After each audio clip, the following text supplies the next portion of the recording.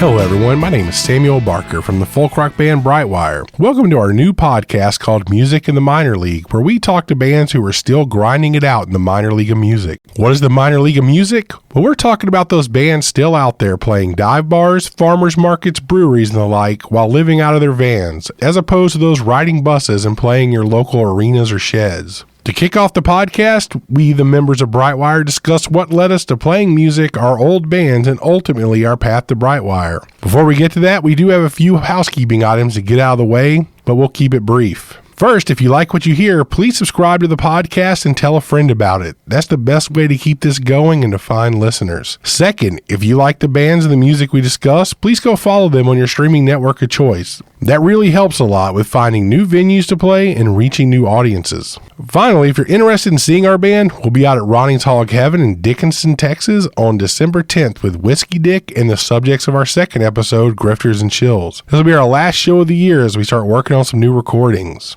Now, we're finally going to kick it off with a song from Health's pre-Brightwire band, the Grizzly Band. Grizzly was a band we were real close to and really led to Brightwire being what it is today through shared bills and now shared members. This is the opening track from their final album, Anywhere But Home, entitled Concrete River. We hope you enjoy it.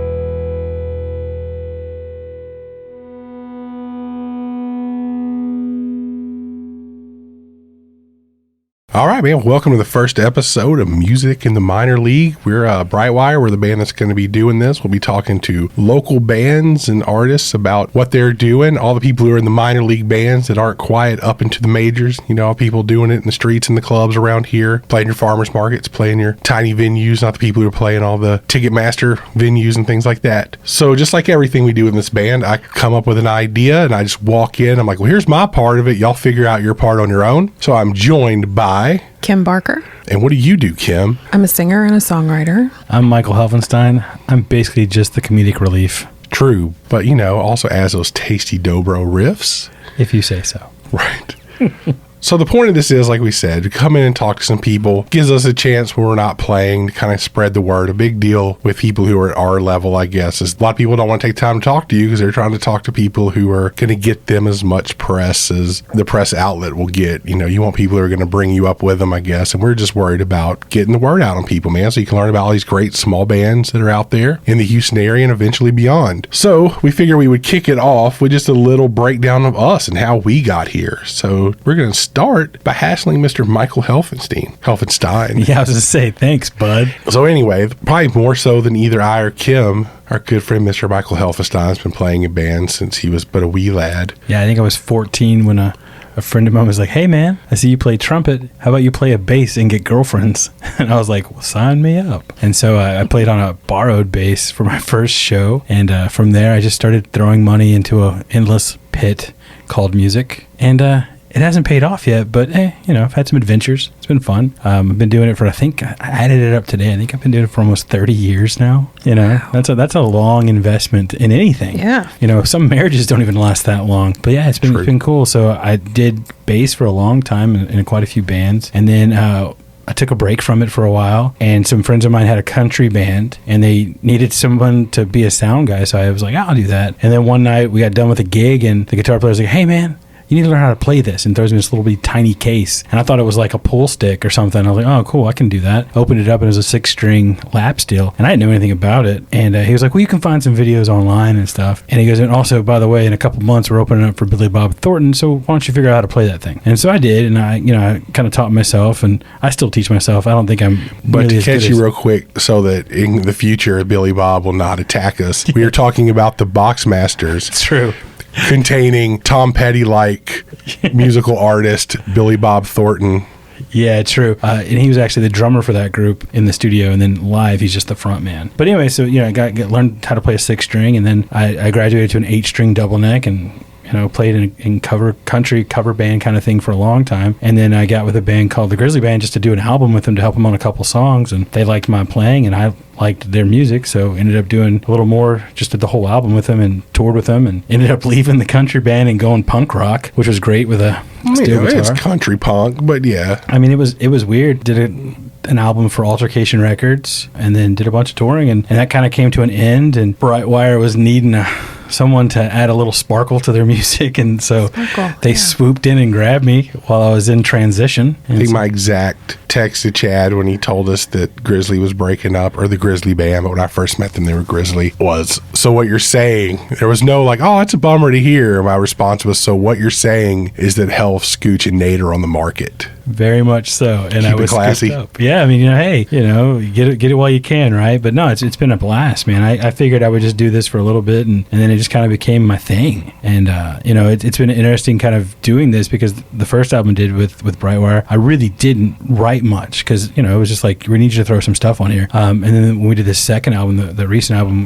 Crack, Flawed, and Frayed, when that came out, I did a bunch of writing on that. So it was like, I finally felt like I was actually contributing to this band as opposed to being some hired gun to play something pretty. So it's been a great kind of growth for me. I was going to say, never a hired gun, because I don't. No, that's what I was saying. Hired gun was true. There was like money being exchanged. I mean, but I get paid in food, so that's kind of cool too. That's true. Compensation's compensation. $20 is $20. Right. No, it is true. So it's funny because, like, say, coming up for myself when I was young, I also started out, I was up late one night and saw like a Primus video, and I was like, dude, what's that dude playing? So I went and bought the album, and I was like, man, here's it. I'm playing music. Like, I'm going to do this at like 15. Okay, man, 6-string fretless bass. Like, that's the first thing listed under Les Claypool. And I was like, dude, that's what I need, and it's going to happen. I'm going to be just like that dude. And then we went to Spice Good Music in Beaumont, and they had a 4-string fretted PV bass that was about the only thing in like the price range. So I picked it up, got home. You cannot sit down and play like Les Claypool the first time you pick up a bass. Not even close. So, you know, you get the video, you start working on your country bass, 1-5, 1-5, 1-5, and, you know, learning various punk songs. I think I sat down like, you know, Sex Pistols records, Dead Kennedy records, and just learned all of that. So see, that's so different for me. I didn't learn that way. I literally learned by ear. Like, it was all like, I got to find that note. And so I would just sit there and just wood shop until I found the note. It was that way at first, but I remember we were doing research for our senior research paper, and we got to go to Lamar University. At the beach, we didn't really have a lot of internet or anything. Not a lot of people had it. It was still dial-up. We're the coastal town where like all of our phone lines are mere seconds from just shattering into 100 pieces under the wind due to all the salt just destroying everything. So it was really hard to get good internet signals. And this dude who was there was like, we were talking about music stuff. Dude, you ever heard of like the Olga? So for those of you who are young, the Olga was the online guitar archive. Oh man, I remember that. Yeah. So people tabbed out like everything. It was like an open source thing where you could find out how to play anything. So I remember sitting there like, you know, we got $10 of stuff we could print out for our research paper. And like I spent $9 of printing on music tabs. And then like, okay, here's the few things. I was writing everything else down on like legal pad, so I didn't have to spend any of my money on the actual research for my senior paper. And that was it, man. I mean, I did all that because we didn't have a lot of musicians at the beach at the time. Yeah, I remember like a lot of times I'd go into like a bookstore or whatever that had magazines, and they'd have like bass player magazines, and they'd have the tabs in there. And I'd have my notebook, and I'd just start writing out tabs and stealing them. I'm like, I mean, I would pay for the magazine later, but I'm just at the time, yeah, you know. Well, you know, that was all you wanted. It wasn't worth paying $5. This is like $5 in the 90s. Yeah. So that was a little bit more than $5 now. I guess not if you're working minimum wage, it's not that much more. But yeah, that was a huge deal. Like that's how I learned to play. When I first got a guitar, that was how, by like my senior year, I was like, I'm gonna learn to play guitar because you only play so much bass by yourself. You only can get so many girls with a bass too. True. So then I started hanging out with some friends and went out and got like a cheap SG, like Japanese SG ripoff, and like a little Fender practice amp, and just and learned to play all of the, basically like the entire Dead Kennedy discography. Dude, I remember my first quote unquote bass amp that I bought from a guitar store. Was it from Chucky's Guitars in Texas City? And he sold me it was like an 8-inch or 10-inch PV Rampage or something like that. Nice. Which is a guitar amp. Yeah. But I was so ignorant. I was like, oh, okay, I'll buy that. And like I remember playing that and like taking it to shows to play. And at one point, like daisy chaining two of them together to have like 20 inches of speakers. Nice. I was fortunate. The dude at the pawn shop on 61st in Galveston, when I came in to buy, because it was my junior year, somehow like something happened. I actually ended up with some money somehow. I think I actually worked that summer. And they had I had like $500. They had this super cool Jackson bass. And I was like, dude, yeah, it's like the dude on like, you know, all the metal records. Like I want one of those. Like bright red, PJ, like a custom EX. Oh, dude, I had the Ibanez X series bass. When I bought it at a pawn shop and put it on layaway illegally because I was only like 15 at the time. Yeah. And it looked like an X. You couldn't like sit down and play it because it wasn't comfortable, but it looked so cool. See, this had a regular style body, but it had like the, you know, the knife head, like the Jackson American made. And the only thing I had left was $100. So I was like, I'm gonna buy this great guitar amp. And luckily the dude there was just like, you don't want to play a bass through that. Like, dude, it's an amp. An amp's an amp. Right. You know, it reminds me, there's like the We Jam Econo documentary where it's like, I play bass because he's like, Mike Watts like playing like 4 strings on the guitar. He's just playing them like that where they didn't know how to tune. He's like walks in stores like, dude, this thing's got like bridge cables on it, man. It's like that. I thought you said you play bass. Well, I do, man. But yeah, it's kind of like that. Like, I don't know, an amp's an amp. Right. Noise comes out. So then I went over to the Easy Pawn across 61st, and they had a Radian bass amp, like a 12-inch speaker, $99.99. Pulled out my $100 bill, and they just let me walk out the door. They knocked that 8.25 off. Nice. So that gets both of us up to our high school years. So let's Kim's just standing here looking at us. So let's hear. So tell us a little bit, Kim, about how you started out singing. Well, I was listening to you guys talk about it, and it's really interesting because I think for singers it's the same. I never really played a whole bunch of instruments growing up. I didn't like grow up thinking, hey, I want to play piano or I want to play the guitar. My mom played piano and guitar, but like singing came just really naturally to me. So I think you start picking out, like I started joining choirs in school. High school, I think, was my first choir that I was in, and then show choir, and then just fooling around with friends like who were in my choir class. There were like 6 of us that got together and did like a 3-part harmony group, kind of like a Wilson Phillips thing because it was the 90s. And just learning to sing with other people and imitating people. Like I used to have a really killer Reba impression. Why am I just now hearing about this? Why has this not been brought out at a Brightwire show? Well, because it's the same way as when you learn to play an instrument. You don't know how to sound at first, so you have to sound like the other person. And I think it took me a long time to find my voice, like what my voice actually is. In the comments, let us know if we should cover Fancy. I vote yes. No. We'll let the audience vote. No.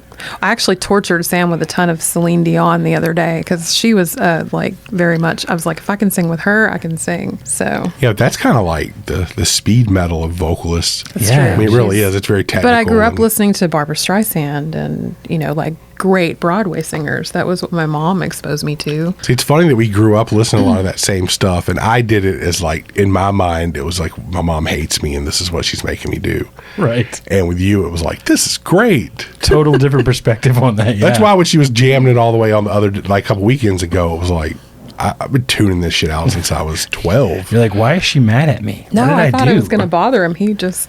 No, a little Not at known all. fact, I saw Celine Dion when she was underground still. She was opening for Michael Bolton on her first U.S. tour. And that was my punishment. That was punishment for trying to throw a party while my mom and my stepdad went out of town. I got a lawn seat at the Woodlands to see Celine Dion opening for Michael Bolton. Dang. It was sick. I'm jealous. I've still never seen her in person, so live. I've tried to make it sound like it was really torturous over the years, but it was my first time to ever see live music. There were some parts that was not about, but it was cool to be like, oh, dude, there's dudes like playing instruments up there.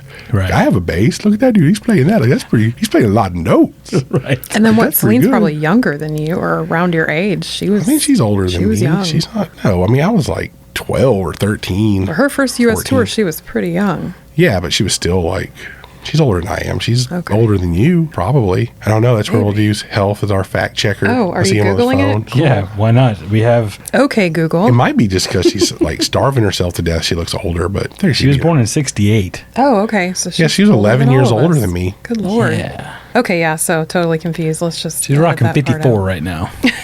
So really, at that point, I guess I didn't even own a bass, but I did have this sweet guitar that a friend of mine gave me that had no hardware on it. I just nailed the neck to the body. And that was really my first instrument. I'd put on records and like pretend to play along with like this. See, I was guitar. classically taught trumpet, so like I have that background, which is a weird background that has. I mean, it's helped me, some, but it's totally like my approach to trumpet has to be very methodical. I can play the notes on the page. I cannot play jazz on trumpet because I'm so structured in my technical ability there. But when it comes to stringed instruments like steel guitar, I can riff all day long because it's just a different When mindset. you learn by ear. Yeah, I totally learned that by ear. So it's like, cool. And it's cool because I eventually realized there was a connection between notes on a trumpet and a guitar. Like, it took me a time. I mean, come on. I'm no valedictorian here, guys. And so I put it together. So then it started making sense. I could pull some of the stuff, the theory and stuff that I had. So it made sense a little better. But you have to do that math calculation in your head. Yeah, transpose and stuff. See, that's where I get thrown off. I grew up, I know the notes on a piano. Right. Because my mom played, but do I know how to translate that to any other instrument I've ever picked up? No. It's a lot of math. Yeah. So, but I can just finish this out and say, like, after high school, I just had a dead space where I didn't do anything with anybody, no singing. I sang in church a little bit, but that was it. So I didn't really start like my Brightwire career until after I met you, Sam. I know you were doing some stuff for like, you had your coworker doing auto harp and singing at company things. Oh yeah, but that was just for fun. Yeah, but were you like the person at church who like, everyone's like, oh God, that girl's behind me again and she sings so good and I sound like crap. Thanks. What you did No, is was always on like a praise team in church, so I was always up on the stage. Okay, see, that's why you stand next to Kim and you just go and you just mouth the words. Right, yeah. And it's like, man, that whole section sounds great. It's like, Yeah. we do. It was all right. We're past our high school years. And that was kind of it for me, man. Moved to college. College is where I really had the chance to just sit down and like, I'm going to play guitar. Like, I have no life. I'm not living on campus. I wasn't going to join a frat or anything like that. So I was like, what do? I go to class. I come home, had like programmed in, kind of like the kids nowadays with Spotify. But I just had like 100 CD holder, and we lived at pawn shops buying like 50-cent $1 CDs. Oh, yeah. And he'd be like, okay, I can play all these songs. So I'll just run like a 25 song set list and play along with them. That's how I'm going to learn to play. Yeah, and I was kind of the same way. I got into these little like they were definitely garage bands, man. You know, and it was like, oh, we're gonna cover this Ramones song for fun, and it's like, and then we're gonna do this Parade of Losers song, you know, and and Misfits song. You know, like, because those were all attainable goals. Like, it's like, oh, dude, that's like 4 notes. I got this. Yeah, you know, and it's like I was at the point where I was like, I'm looking at the guitar player, I'm looking at dots. If he's on a dot, I'm on a dot. Like, that's how we did it. Yeah, you know, and so then you just kind of like you try to kind of evolve it after a while, man. But yeah, it was a lot of like, we're gonna chop our way through this song and mutilate it, and we'll pretend it's good. And then you know, you'd have your friends come over and they're like, oh, it sounds really awesome, you know. And so then you're like, well, let's play a party. Yeah. And then that's the encouragement you need to keep going. Yeah, that's kind of how we did it. I mean, we played with like our friends Budger and Jacob and Tim in high school. We played together a little bit, and same deal. Like, we're just hanging out, playing notes. Like, we know like 2 songs. We like Green Day, and like, you know, I think we'd figured out like Glycerine from Bush, only because it was like a half step down from Green Day song, like When I Come Around. Yes. And it's basically the same riff. And then we figured out 311 from watching a video, and we were like, dude, we can play that. Yep. I remember that. We're going to a party. It's like, dude, we're going to impress like every girl there. We can play Down by 311. And everyone was like, okay, cool, y'all done? Can y'all go away? Right, yeah, because you think in your head, we're the cool kids at the party with the guitar. What you don't realize is no one likes the kid with the guitar at the party. Right, like we're like basically like, kumbaya. Yeah. And it's like, oh, dude, please stop and please go away. Yeah, so y'all are wrong. I just want to say, no, y'all are wrong. There are girls. I promise. They didn't materialize for me. No, they don't know yet. They're like you. They don't know what they're doing. Yeah, for me, even if they were interested, it probably just went way over my head. And I was just like, I was already way too into like, oh, dude, I think I figured out another riff. Right. Isn't this? Like, hey, that was really cool. Like, yeah, anyway, dude, so Budger, man, I think we figured this out. And then afterwards, after we like woodshed for 30 more minutes, it's like, dude, no one cares. It's like, because y'all been staring at your guitars for 20 minutes. Yeah, man. Like that's how it was. Like, it's just like this slow evolution, and you know, you were unaware of the time it took, but everyone around you was like, Jesus, are they done yet? Oh, it's painful going back. Like, was going through old demos the other day from like 15 years ago. Things just maybe there was a jewel in there if there was not. No diamonds in the rough. Oh, it was kind of like still learning to sing. Because, I mean, I always got stuck. Like, no matter what band I was in as a kid, it's like, who's going to sing? And it'd be like, yes, you. And I mean, you know, like I said, my biggest vocal influence at that point in my life was probably like the Dead Kennedys, which Jello Biafra couldn't sing his way out of a wet paper sack. So it was like, you know, you know, real like preachy sounding. And I was like, man, that's what I was doing. Yeah, I mean, I was lucky. Like, every band I ever worked with, they always had someone who was willing to be the singer. So I never had to sing. I always did choir as a kid too, and so I understood harmony and stuff. So they would lay down this stuff, and I'd come like, oh, I can sing this part, and they'd be like, what? Where did you come from? I was like, oh, I understand music a little bit. Yeah, you know, just give me some time to get comfortable. Yeah, I think that's the biggest thing is I have to get comfortable with it because I have to play it and I have to sing it. So I'm like, it's twofold for me. Yeah, it's funny because even meeting Kim like before that, like I didn't like vocal was just something you know, in your brain's like you either have it or you don't. Yeah, and I was like, I obviously don't. And then I started singing, working on more, playing more acoustic. Luckily, you know, through punk bands and stuff like that broke up, started playing. So I met Hugh and Nathan and Randy and all them, you know, which people and started the Wayward Sons. Or I guess Hugh already had played a show as Hugh Green and the Wayward Sons. And then I joined that, and then it just became like a band, and we started kind of co-writing after a while. Yeah, that was where I actually was like, okay, I'm going to learn to sing now. Like, I'm sitting next to Nathan Taylor, who was really, that's how I learned to sing anything. Because at that point, I was still very much like, you know, trying to do the bad, even though I wasn't a big Lucero fan, like doing the bad Ben Nichols, like and I'm, trying to sing all gruff. That was not a good Ben Nichols. I'm not. But, everyone kind of starts out that, like, if I kind of growly and do that, it's not my natural voice, but if I sound like that, I'll sound cool. It did not work. So Nathan was like a beautiful vocalist, like same thing as Kim. I can harmonize, can do all that. So I would just like push my mic away and just try to sing what he was singing, and went like leaps and bounds. That was kind of a good deal. That's what I always say, that helps so much to play with other people. Agreed. Yep. Just to have that come in where you have people around you who are better than you and stuff, Oh yeah, but even when I started singing with you, just when you were doing your solo stuff, when we, first started hanging out, I was really unsure of myself. I hadn't sang with anybody in decades, but that was always my favorite part of choir, was singing with other people. Yeah. I'm not a bad soloist, but I really enjoy harmonizing with people. But it takes a long time to get there, Well, to find your voice. You thought you were going to sound like Jello Biafra for a little while. So. Which, like, being in old bands like that, like I grew up with bands that had like gang vocals. There was no harmony vocals. Right. See, I'd never even heard of gang vocals before. You have to define that. So for anyone who's unaware, gang vocals, like if you listen to a lot of old hardcore bands or punk bands, like it would be like they would bring 20 of their friends in and just sing the chorus, where it's like everyone's same note. If a harmony happens, it's because one dude was so far off from the root that he just happened to reach a third. Yeah.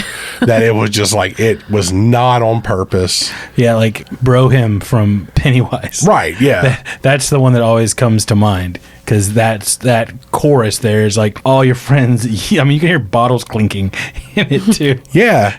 That's how you did gang vocals. Yeah. Well, it's like a girl I dated in college got me listening to Bouncing Souls a lot. They had a lot of that. There was just gang vocals. There was no harmonies. She was one of the first people that was like, I'll sing along, think I was doing good the radio. She was like, you're really flat. And I was like, well, fine. She was like a classical pianist, so it was like, whatever, man. What do you talent?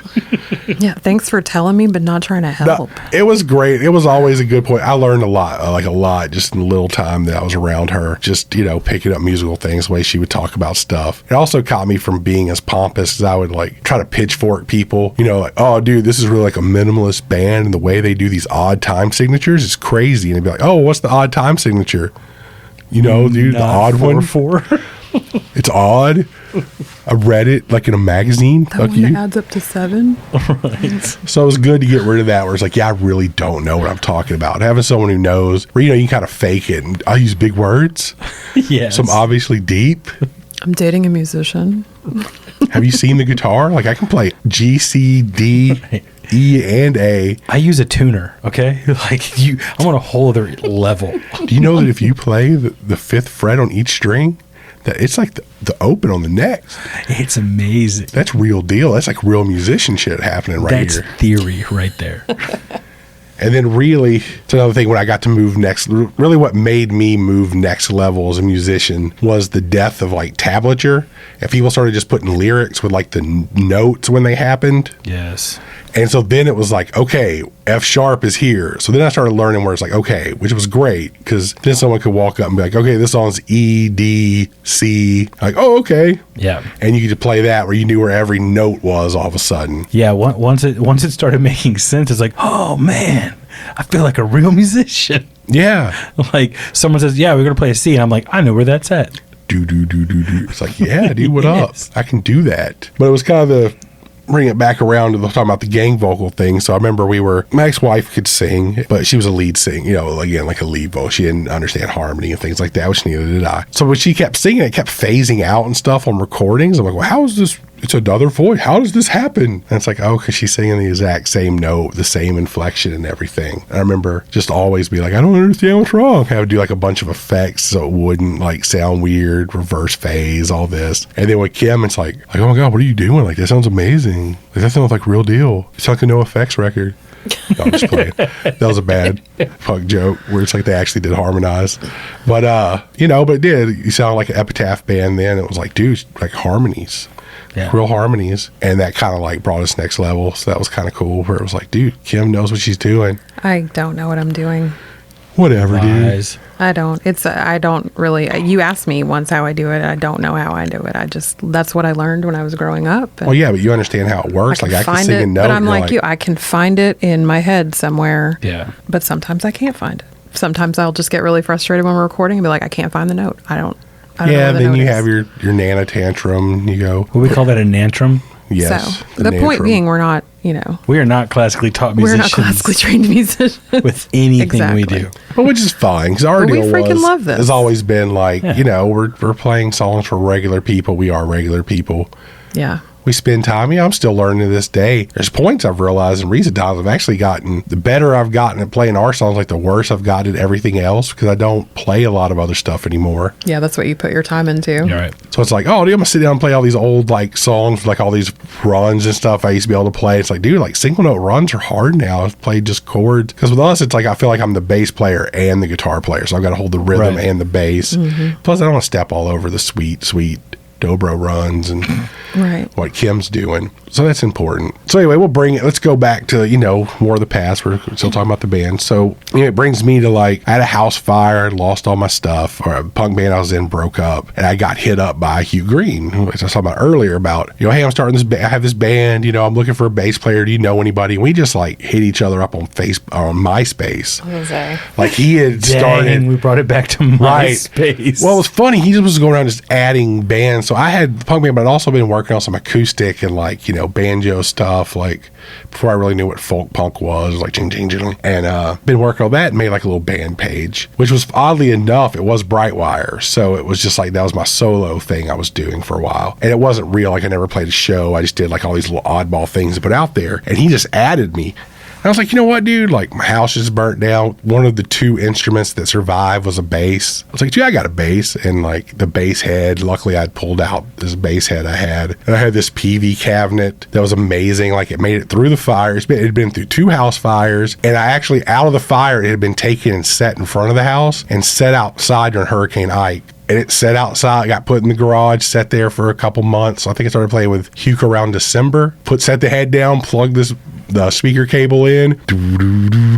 Fired right up. It just played perfectly. Speakers didn't rot apart or anything. Wow. And it set Peavy. outdoors through Hurricane Ike. Dude, that's really like an advertisement for PV. No Their kidding. stuff can just last. I know I ended up selling it to our friend Josh, and he was like, I'm gonna take the speakers out. I was like, dude, don't do speakers are indestructible. But he probably did, but still, it was good times. So I ended up playing with him, and it just led to meeting all these people. And then our first show we played, our second show, we ended up playing one at Rudyard's before our official show. Our first show we played was with Grizzly out at the corner pub. Oh, wow. It just so happened because Hugh was looking for a new drummer, and that's when Randy and Nathan joined together as a drummer and lead guitar player. And Rick was going to be the drummer Hugh was talking to. And he's like, well, I just joined this other band called Grizzly. Dude, we're looking for a show. Can we play? And I was like, sure, dude, yeah. So we ended up splitting a night at the corner pub. So that was where we met them. And, that was 2009? Yeah, it was right at my 30th birthday. Oh, y'all have known each other for a while. Well, no, no, Helf I was wasn't not in the band at this point. Oh, right. Helf went in the band for a while. Wayward Sons we had done a reunion thing. I remember we played it. I think the only time we played a show with Grizzly that Helf was in the band was at Molly's. Mm-hmm. Yeah, that show with us and you guys and those Crosstown Rivals. Yeah. And that's the first time I met those guys. That was a great band, too. Yeah, that was a band we got to play with. That was one of those lucky moments. Big deal for us was we played with, in 2010. We kept having these really good runs followed by, things falling apart, which I feel is how This most is the bands Wayward go. Sons? Yeah.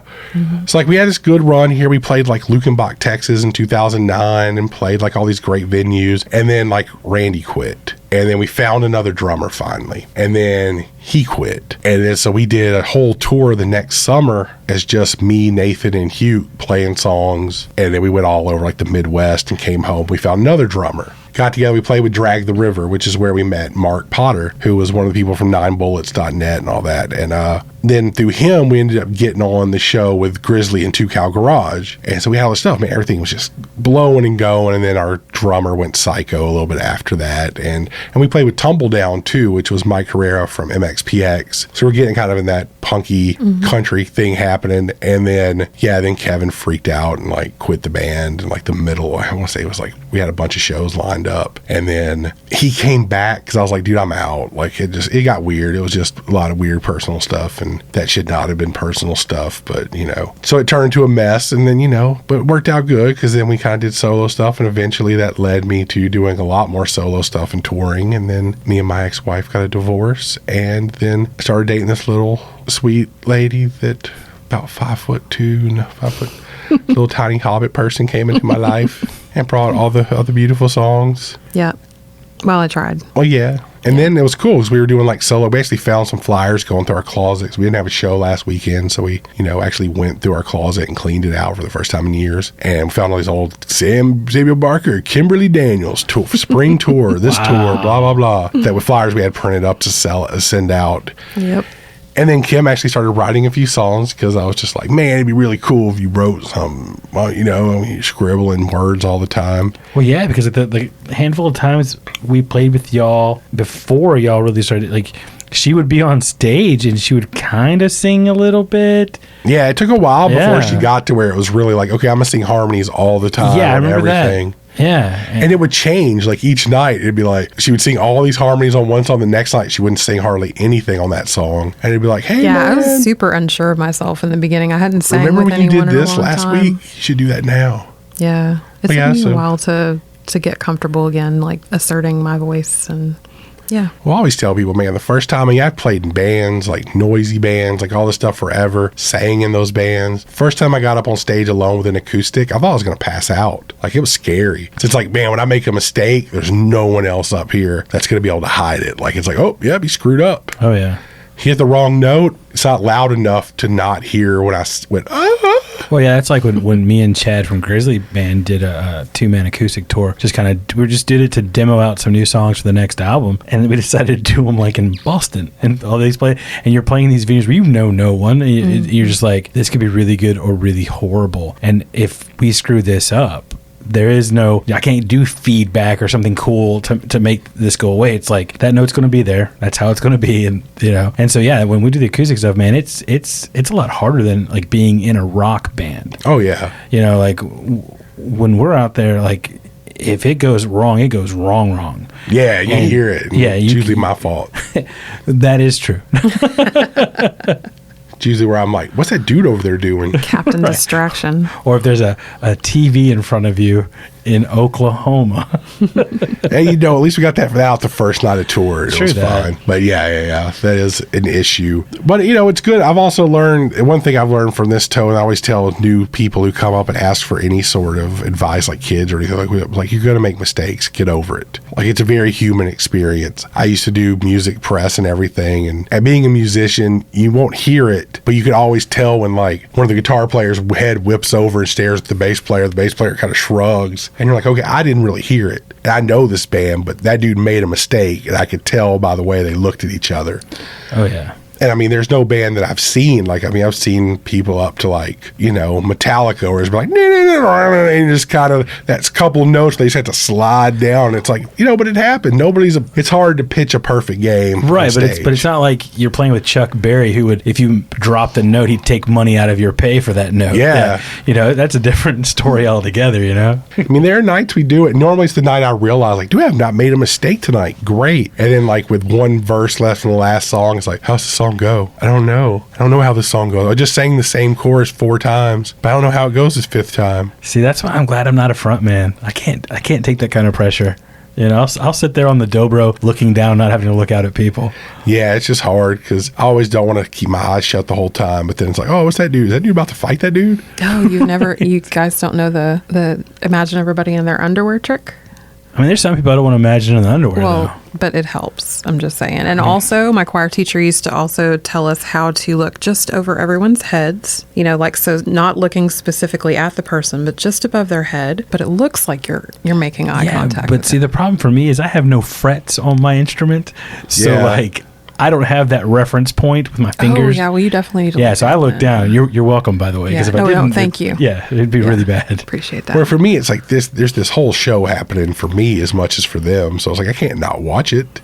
True. normally it's just like, but sometimes something crazy happens. And it's just like, where was I? Like, I think that dude just like, like two guys look like they're about to fight, or like he tells some dude on the first day, like moves in on, like kisses like the girl he's with. You're like, yeah, bro. And just stuff like that happens where you're like, dude, you're like watching the show happen in front of you. I have a hard time not being enthralled by that and watching it. So yes, we kind of reached the point where we know, like, we talked about the Wayward Sons, we did all the solo stuff. Then, like I said, we poached Health, and then it kind of became a thing because, like you were saying, you got brought in on Place to Call Home, but it was just for a couple songs. Yeah, those songs were done. Basically, y'all were just having me come in and just kind of, sprinkle a little goodness on there. A little atmosphere. Yeah, I mean, and that made total sense for that album because, like, it had already been kind of road tested, and you didn't want to. I mean, at that point, I wasn't a member of your band, so you didn't want me to write anything super iconic. Because it's like, hey, where's that really cool part that I heard on the album? Right, like, am I going to finger pick this far down? I'm not one of those dudes. It's like, has fingers, they'll stretch halfway down the neck. But I remember, I think it was the night before Thanksgiving show we did with When Particles Collide and Grizzly, where you actually played with us, like the whole set. Had to like write, I remember taping all the stuff, and then did some Ronnie shows where you played with us. Yep. And that was kind of it. So by the time it actually did become time for, when Grizzly ended, it was kind of like, oh, hey, buddy, you've already done a few shows. Why not just come play? You're already here.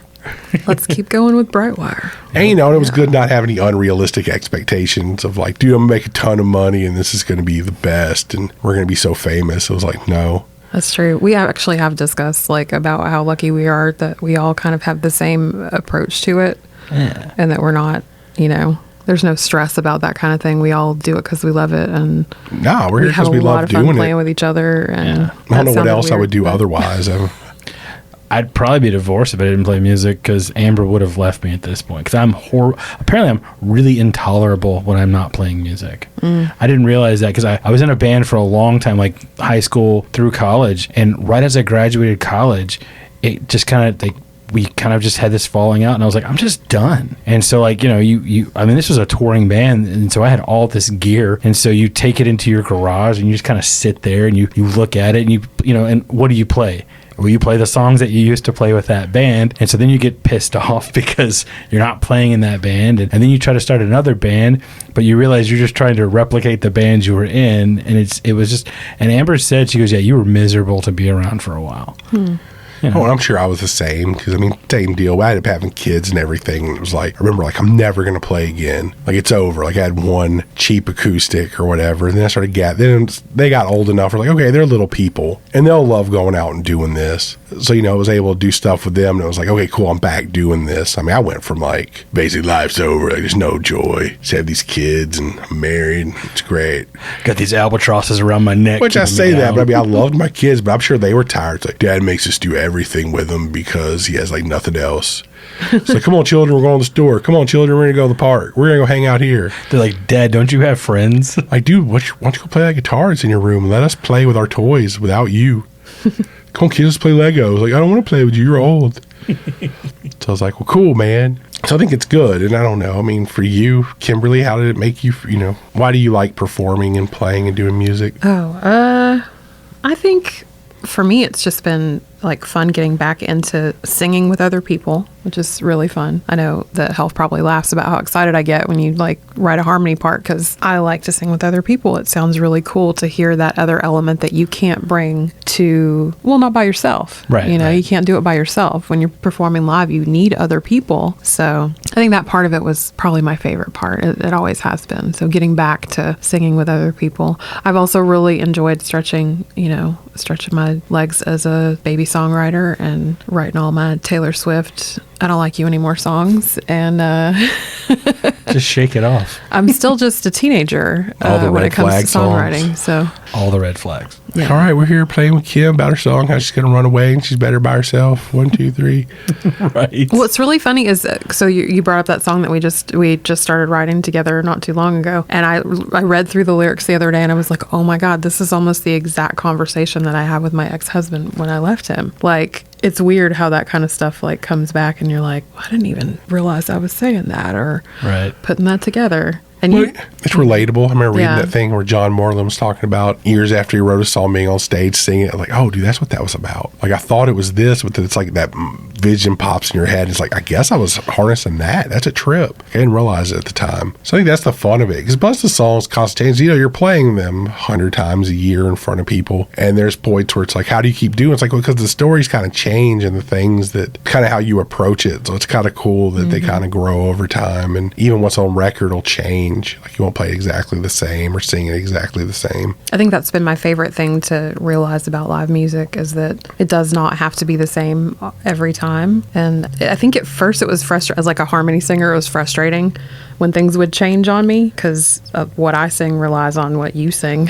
So, but then I realized, we actually had a conversation about it. It's a living, breathing thing. It changes the more you work on it. So I had to get used to that. All right. Well, I think that'll about do it for our first episode of Music in the Minor League. It's probably going to run at the beginning of December, so we'll run this beginning of December, then we'll start the real season in January. So it'll be the intro where you get to hear about all of us with our self-serving things. So when this does pop up, we will be playing on December 10th at Ronnie's Hog Heaven with Whiskey Dick and our good friends Grifters and Chills, who will most likely be the people you listen to in the first full regular episode.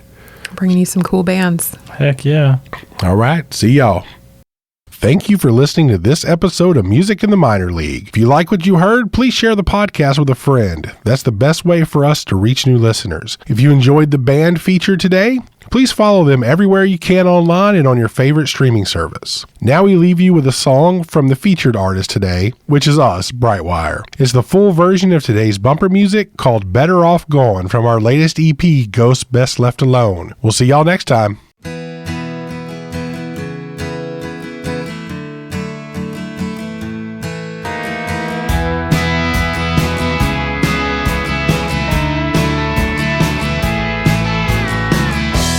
This old town, it knows exactly where we've been. Street corner reminders of all our conquests and our sins. Now the storefronts, they all sit empty and decay, while our memories, they rest here just the same. 'Cause these streets are filled with ghosts best left alone. You know, I think we'd be better off gone. Let these wheels turn, the horizon will be our home. You know, I think we'd be better off gone. Better off gone.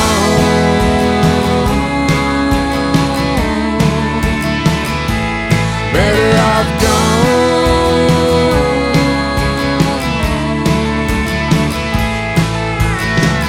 Street lights all busted, they got us living in the dark.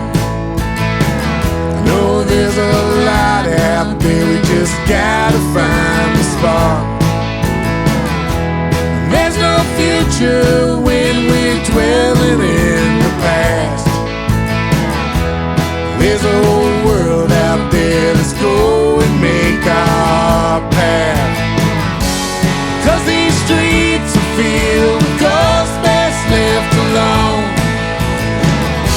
You know, I think we'd be better off gone. Let these wheels turn, the horizon will be our home. You know, I think we'd be better off gone. Better off gone from these streets. Hold the memories of everyone who left before, left us all behind. Yeah, these streets where our dreams crash and burn. Lessons we had to learn to make it out alive. Make it out alive.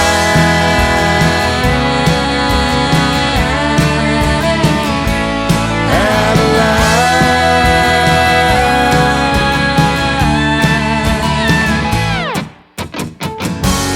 Yeah, these streets are filled with ghosts best left alone. You know, I think we'd be better off gone. Let these